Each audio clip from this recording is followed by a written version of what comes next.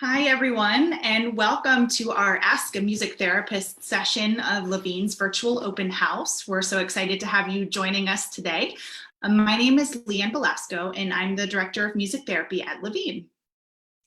Hi, I'm Emily Bruestle, and I'm a music therapist at Levine, and I also oversee the internship program where music therapy students finish their clinical training. So the purpose of today's session is to provide you with an in-depth look at music therapy, how it works at Levine specifically, and how it works online, which is so important, especially today. We welcome any questions that you have relating to music therapy, and we will answer them as we go, and we'll have plenty of time throughout the session today. So ask away, and we're happy to answer anything you might be wondering.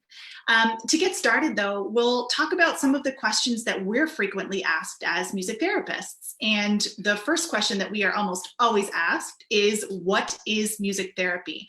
And I think a lot of people have different ideas of what it is and who it's for and how it works. But that first question of what it is so important and one that we're asked a lot.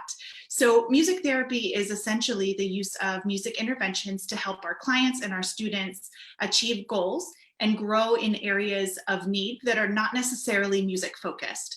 So music therapists use elements of music and engage our students in music making in order to help in areas like communication and self-expression, maybe movement and coordination, or things like social skills and emotional expression. So when we're talking specifically about Levine Music Therapy, we provide both individual and group services to clients of all ages, often at our Levine campuses, but right now that's all on Zoom. And Leanne mentioned several goal areas that we tend to work on. And to address those needs, you might find us providing our clients with opportunities to sing along with us, maybe play instruments. That might be in a more structured or improvisatory way, either way. Movement to music, active listening to music. There might be more creative aspects like songwriting and lyric discussion and analysis. And some students like to learn instruments as well. And in our groups, we do more social skills and working together. So we also provide music therapy services in the community, and that could mean that we're in schools, we might be in group homes, we might be in senior living communities, and we might be working with community-based organizations, day programs, or medical facilities, all in an attempt to meet our clients where they need us the most. And sometimes coming to a Levine campus is not possible, and so we are very fortunate and excited to join in partnership with other organizations in the community to bring our services to individuals where they're most comfortable and already receiving other services as well. yeah, so something else that we're often asked is who gets music therapy? Like, who is it for? So Leanne, can you tell us a little bit more about that? Sure. First of all, music therapy is not just for kids. That is definitely a big question that we get a lot. We do see a lot of children, but we see a lot of adults too. Some of the individuals we work with at Levine include individuals with intellectual and developmental disabilities, individuals on the autism spectrum, individuals with ADHD, learning disabilities, medical diagnoses, stroke patients, adults with Parkinson's disease or Alzheimer's disease. So as you can see, it crosses the entire age span. We deal with the very young and we deal with aging populations as well, and everyone in between. And I think it's also important to note, and a question that we get a lot too, is that you don't need to have a diagnosis or a disability or an injury in order to benefit from and engage in music therapy. We do a lot of work in the area of wellness. So we deal with stress management, pain management, and relaxation through music therapy. So I often also get asked if someone needs to have musical experience or musical skills to participate in music therapy, because I just mentioned some of the active ways we can engage in music, and I'm here to debunk that myth. You do not need to have musical skills to participate.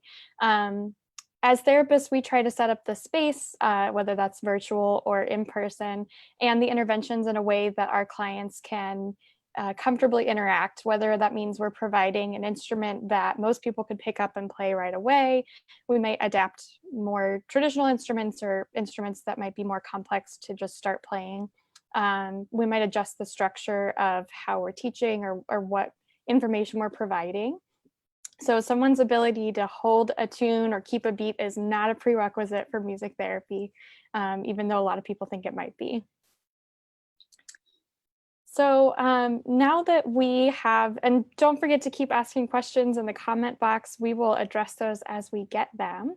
We thought now that we have a general idea of music therapy and who it's for, I wonder if Leanne, you can tell us a little bit about what a session is like and how you determine what to do in a session. Absolutely. So what we do in our sessions really is based on the non-musical needs of the individual or the group that we're working with. And because of that, we always start with an assessment process.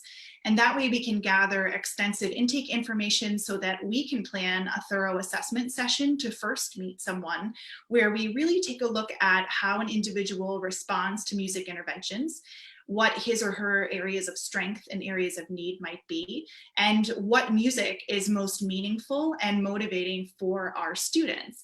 And we know from research that preferred music elicits greater results in our students. And so student preference is really important. You know, we get the question a lot, is something like Metallica therapeutic? And for some people it is, and for some it is not. It really depends on the person's preference and how they relate to certain kinds of music.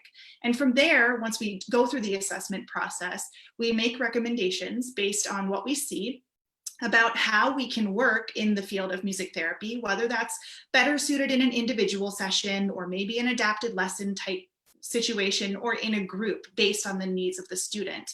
And then we develop many different treatment goals and objectives that we can work on with music therapy interventions. And then we determine what that looks like in a music therapy session so that we can be always addressing the needs of our students each and every session.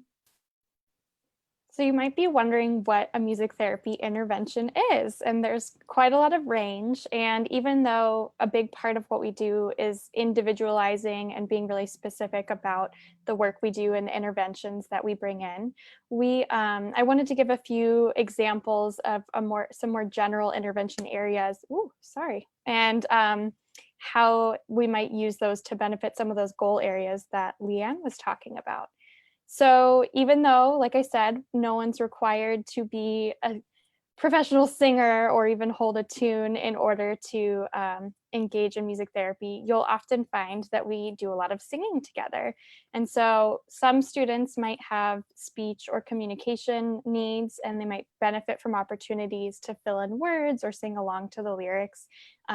Engaging in this singing can help with improving things like your articulation or maybe vocal volume or breath support, and that can transfer to other areas of need and diagnoses within that realm. And kind of like what Leanne was saying about knowing our clients' preferences for music, that can be a really helpful way to make this even more beneficial, because someone might be more motivated to sing a song that they know and prefer, obviously, and to work on those speech and communication skills as one example. And so we try to really pull in preferred music as much as possible. We also do a lot of instrument play, so this can apply to a lot of different areas. You could work on fine and gross motor skills by playing and even just being able to hold an instrument while playing. This could work for children who have maybe slower fine motor and gross motor development, or someone maybe who has had a stroke and is recovering some movement after their brain injury. So again, when we put this instrument play into the context of preferred music, we can individualize it to their goals and make it more motivating and fun to be a part of. This is also a really good area to work on more attention skills. And so looking at things like impulse control, either starting and stopping or slowing down, and that those apply for both children and adults, as well as following directions. And we can make the directions even more complex depending on the client's needs. And finally, I want to talk a little bit about music listening and reflection and lyric analysis. These might seem like less active activities, that you're more just sitting back and listening, but we can be really active listeners, whether that's to the sounds in the music or maybe lyrics if it's a song with words. This can be a really good opportunity for someone to reflect on how it makes them feel or what the meaning might be behind it. Using music listening can be a really good coping skill as well for someone who might be dealing with anxiety or depression, and helping them identify things that they can turn to when they need some extra support. So those are just a few general areas that we work in, but again, they get more specific and individualized with each student. And I think what I love the most about the way that we plan our interventions is that if you noticed, a lot of the things that Emily said touches a lot of different areas at once. So we might be just doing one kind of intervention, but we're addressing a lot of areas of need for an individual. So we're really able to approach an individual's needs and goal areas in a wide variety of ways, and in ways that are really engaging and motivating, and really whole self focused as well, and multisensory in the experience too. And we do have some students whose primary goal is to learn a musical skill or an instrument, but who might benefit from more modifications or adaptations to instruction in order to ensure successful music learning. So we are still factoring in those non-musical needs into the learning process. We're looking at things like visual supports if they're learning an instrument, and the repertoire, like Emily mentioned, using that preferred music. We can learn a bass line along with our favorite song a lot faster than a brand new song that we've never heard of before, because we're motivated to keep playing it and play along when we hear it on the radio too. Session structure can be modified as well to address those non-musical needs within the context of an adapted lesson. We incorporate a lot of multimodal learning. So maybe we're trying to learn adapted piano in a lesson structure, but we might really need to take a break and learn some rhythms on a drum so that we can really get some different kind of sensory input, and use whole body learning so that we can apply what we're learning to the piano. And we also make physical adaptations in terms of how we modify the instrument, how we play the instrument based on the student's needs. So there are a lot of things that we can adjust so that our students are successful in music learning in an adapted lesson setting in music therapy.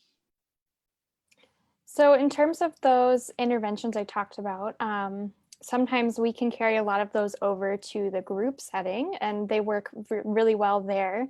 But probably most importantly, the opportunities a group provides are often social. And so increased opportunities just to socialize and be with people. And for those who require it, maybe some practice with social skills and developing those. So this might mean learning to take turns, like, or wait your turn, maybe just observing other group members' responses and reflecting and reacting appropriately. Just being able to work together with other people, or have that sense of community, being comfortable sharing something in front of someone else, or making music around other people. Those are all things that you can really find growth in just by sharing that experience with other people. So it's really great to make music in a group setting, and we enjoy doing it in music therapy. Emily, we did get a question already. Do either of you have a favorite intervention or a few that you use a lot? That's a great question. That is a good question. It's a little challenging because I feel like all of our sessions are unique based on students.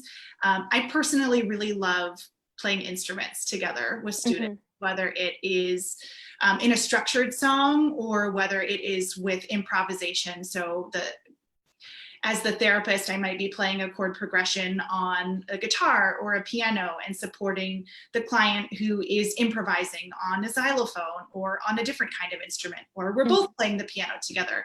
I really love that give and take of communicating through music in an improvisatory way. What about you, Emily? Yeah, I think I probably find my most fun activities are related to movement, to music. And so I find that when I do movement with my kiddos, they come up with the most creative things that I never would have thought about. And they're almost always things that I can do too, because I'm not a great dancer. But I also love exploring when I work with adults. Sometimes I'll look up old dance moves from previous decades and kind of incorporate those. And it kind of feels like you're even more connected to the music that way. And I would say that with on a related note, with online platform, it's been really fun to play around with proximity. So like leaning into the screen or back, or hiding out of the screen and then popping in. Those are all ways that we engage together online that might seem less traditional. Just because we can't dance in a room together doesn't mean we can't be playful and play around with the medium in that way. So that's what comes to mind. It's a really good question. Yeah, I love it. And keep the questions coming. We love answering anything that comes to mind that you always wondered about with music therapy, or if it's specific to our process and our program at Levine as well. A question related to the proximity intervention too, that we're often asked, especially recently, is how does music therapy work online? And is it a good fit for my student or my loved one or my family member? And the answer to that is that most of what we can do in person can somehow be translated into the virtual space. We might need to make some modifications. We might need to change the way that we engage our students. We might not both be sitting at a piano. We might need to play those games through Zoom, but we're still able to make music together, and we're still able to work on those therapeutic goals that our students have. And we're excited to be able to do that in a platform that we can still see each other and we can still connect with one another. And what's been fun is that we've been able to have our students share their lives with us as well, that we can incorporate that into our sessions. So sometimes we might have a sibling in a session with us, or we might see the family pet, and we might do a whole session that centers around the family pet, where we're still working on communication goals and movement and writing songs together about the pet. So it's been a really nice and natural way to combine the therapeutic environment with things that are meaningful and personal for our students as well, that sometimes we might not know or might not be shared in the session space in person. So this has been a fun and unique way to connect. We wanted to show you an example of what that might look like to be over Zoom. And a lot of times, a lot of the things that we do are live, and we take turns playing, and we sing songs that might give directions for our student to follow the directions with instruments or singing. But there are ways that we also connect with visual aids and songs and interacting within the Zoom interface. And so we're going to show you an example of what that might look like. Yeah, so, and then I saw we have another question, which we'll get to after this, but I'm going to share something on the screen, which is a visual that I use with a student who is learning their shapes right now. And so right now we're having them try to find which shape is I'm asking for on the screen. And so we'll show you different ways that we can do that in the virtual setting. So make sure this is working. Okay. All right, so here's how my song goes. Shapes, shapes, shapes, shapes. There's all types of shapes around. There's circles and triangles, squares and rectangles all around the room. Shapes, shapes, shapes, shapes. There's all types of shapes around. Can you find the square? Where is the square? Good job, Leanne, you found it. So Leanne used a feature on Zoom called Annotate, and there's a way that you can do something called stamp or put a stamp on something. So hopefully you can see there's a little gold star. We wish the stamp could be bigger, but it still works. It shows me that she knows where the square is. And so for students who might not be able to navigate that on their computer, we can also have them point, and hopefully someone's in the room with them and they can help us know if they got the right answer. We also might show them just one shape and ask them to go look around the room for something that is a circle or a square. And sometimes I'll pull in an instrument like a drum and ask if they know what shape it is. So there are a lot of different ways that we can use this platform to provide some visual support and provide more interactive options besides just the screen time together. And it's been really fun to explore those opportunities. I love the way that just working on a concept like shapes can take so many different forms and can really engage the student in their environment and think creatively and really get involved in the process with answering questions and with finding things in the room. And I just think it's a really fun way to address our goals in a way that is beyond just a piece of paper, that we might be pointing to different shapes or different shaped pieces of paper as well, with visual aids. So I love it. Thank you for sharing that, Emily. Yeah. And I'll just quick add that while we're talking about some of the Zoom features that we've discovered, we found that we can do these sessions in a group setting as well. And it's nice to be able to see everyone's face on the screen and have them participate and see each other. And so we found too that for those of our clients who might not be verbal communicators, there are a lot of options like the emojis and the thumbs up and the hand raising feature. We've used polls to have people vote on things or answer in that way. So we really appreciate that there's great accessibility opportunities for the online setting as well, so that for someone who can't verbally communicate, they can participate as well. And I also love in a group setting to be able to share visuals on the screen or to share lyrics to a song if we're working on singing something together. Sometimes all of those words might not come to us quickly, and it's nice to be able to have the lyrics posted where everyone can see them, and no one needs a printer, no one needs to have song packets, and it can all be on the screen together, and we can still all see each other and sing together, which has been a lot of fun in the online space too. We also have the option to record sessions for families to access on their own time. We know that sometimes having students sit in front of the computer for an extended period of time can be a challenge. And this is a great way for a student to have an all access pass to his or her favorite songs on demand throughout the week. We also have this option for our community partners where we want to be able to share professional music therapy sessions with participants who might otherwise not be in a space where they're able to engage in our live online Zoom classes. And that way people can access the content on their own time, which has been a really fun way to expand access to music therapy services. And we also get a lot of questions about what is required at home in order to access online music therapy. And from a technology perspective, having a device with a camera and a microphone, as well as a strong internet connection, is pretty much the minimum. And if you have a device without a good microphone, USB microphones are great to just plug in, and they're fairly inexpensive too, and they get the job done very well. And we also encourage everyone to have a comfortable space that's designated for online sessions with minimal distractions. We know sometimes that's not completely possible, like I mentioned, pets and siblings and things happening in the background, but having a nice designated space for music is always helpful to set our students up for success in our sessions. Yeah, and we also know that some of our students don't have access to instruments at home. That's something that's different from the in-person setting, is that we can provide a lot of the equipment and the instruments and materials for them.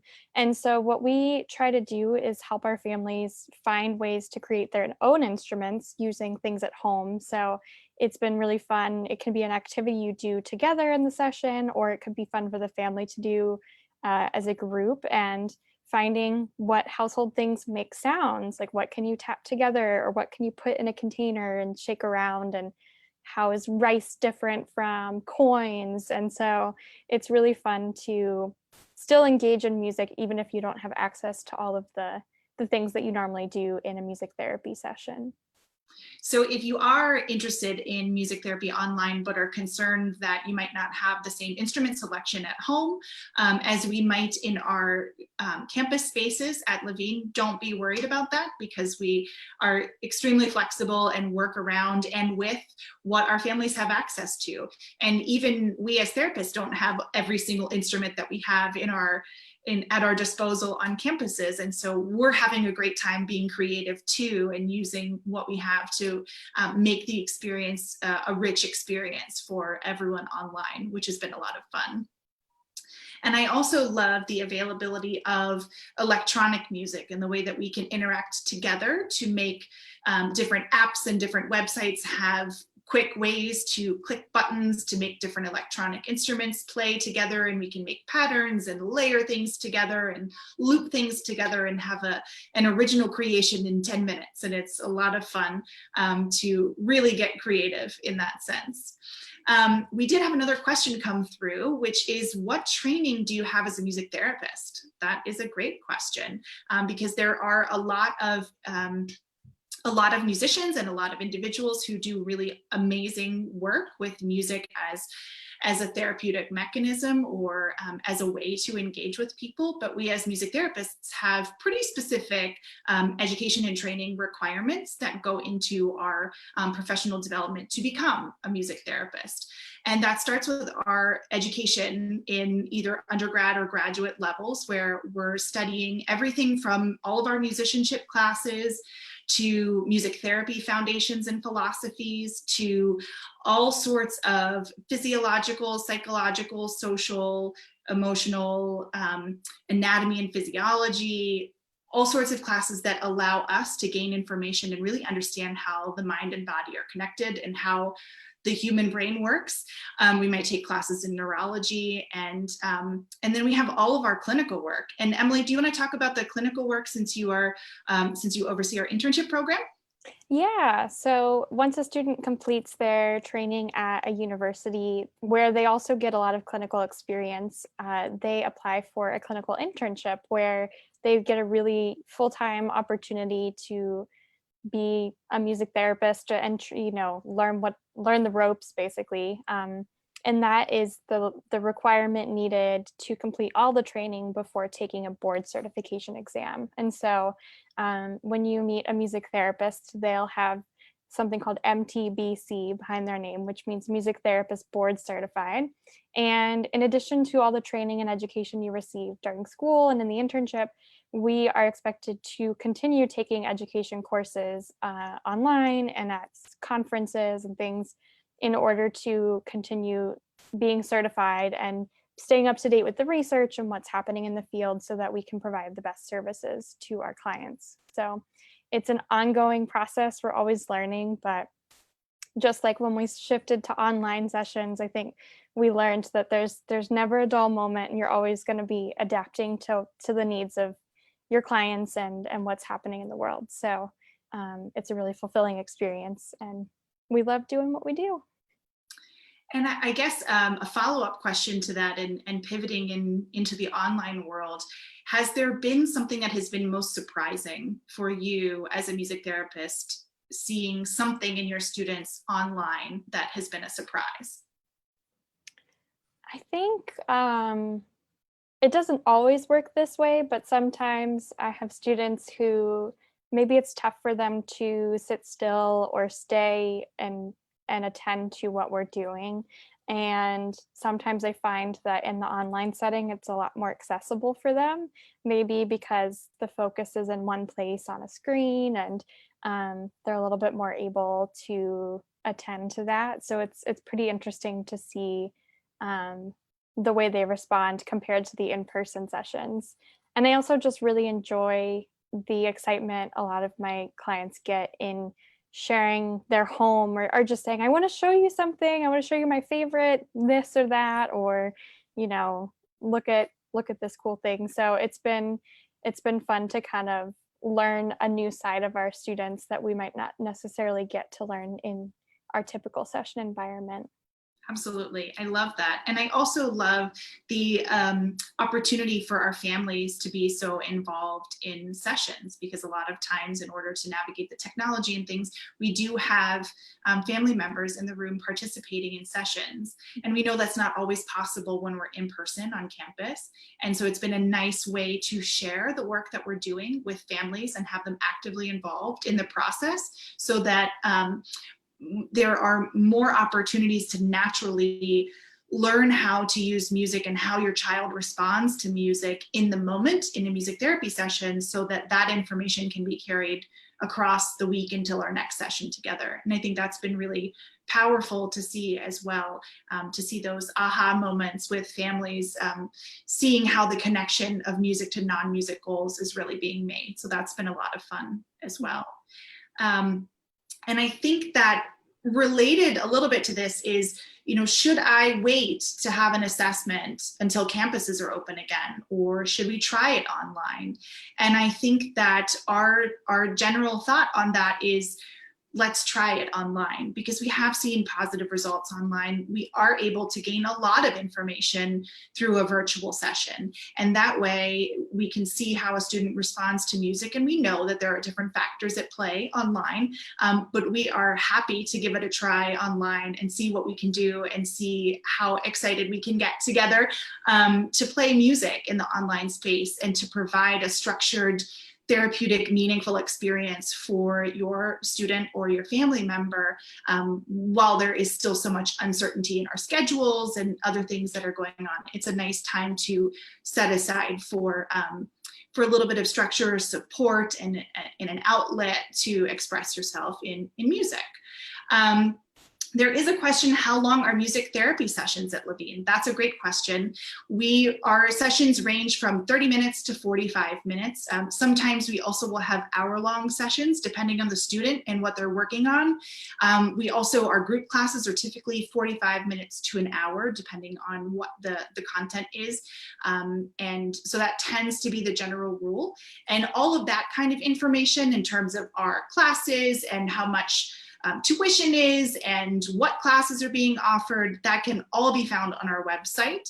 And that has all of the information, and also has our contact information, which we can also put in the comments, so that if you have additional questions, or if you want to get the process started with music therapy at Levine, you can contact us directly and we're happy to get you started.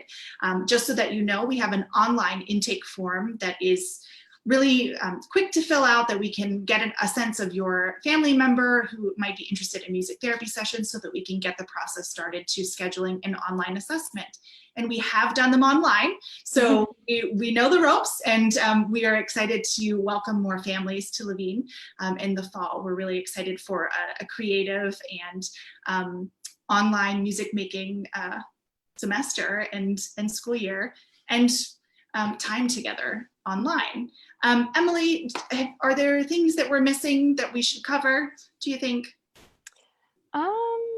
Not that I can think of. I think we have had some great questions today, so thank you for asking. And we were looking forward to sharing more about what we do, and including the online environment. So like Leanne said, please feel free to direct other questions to us over email, or check out our website. There's some information there too.